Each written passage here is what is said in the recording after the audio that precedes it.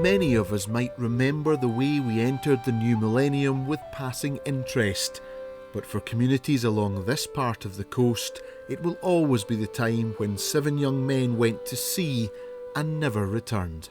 I guess it will always now be part of our story. It's a marker for certainly the generation to which I belong.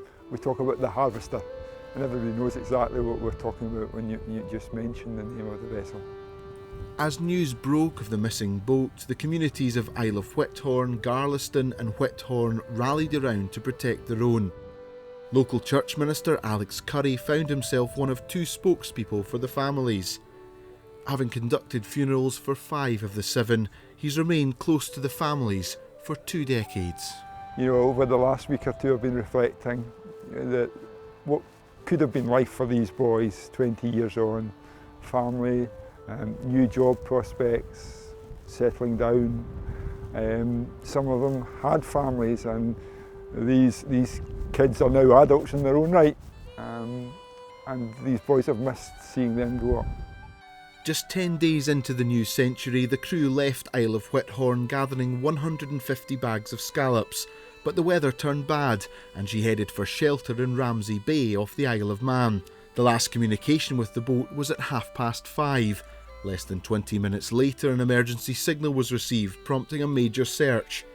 When 2 unopened life rafts were found the next day, hope of finding them alive faded.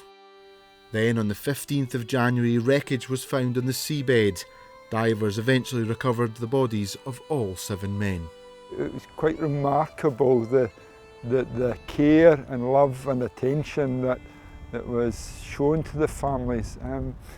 They looked after them. They became their social workers. They became their protectors in so many ways. When some of these families had no desire to prepare a meal would be prepared for them. When some of the more intrusive press arrived, they were chased. And yeah, I was intensely proud of the community to which I belong during those days. But support also came from across the water. Here we are today looking across to the Isle of Man. The Isle of Man is actually closer here than the local high school is for the children who leave from the village each day. But there's obviously that water between us. We felt a strong bond of love with the folks of the Isle of Man over the years, because they did everything in their power to bring our boys back, and it's thanks to them that our boys were able to be laid to rest here in the Machars. A service will be held tomorrow evening at Whithorn's St Ninian's Priory. We will light a candle for each of the boys, and each candle will be lit by the younger generation, in some cases the children of the boys. Some are our nieces and nephews.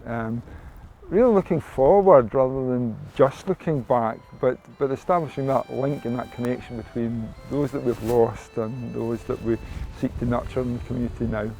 20 years on, the memories of the 7 fishermen remain very much alive here. Bruce Mackenzie, ITV News, in the Machars.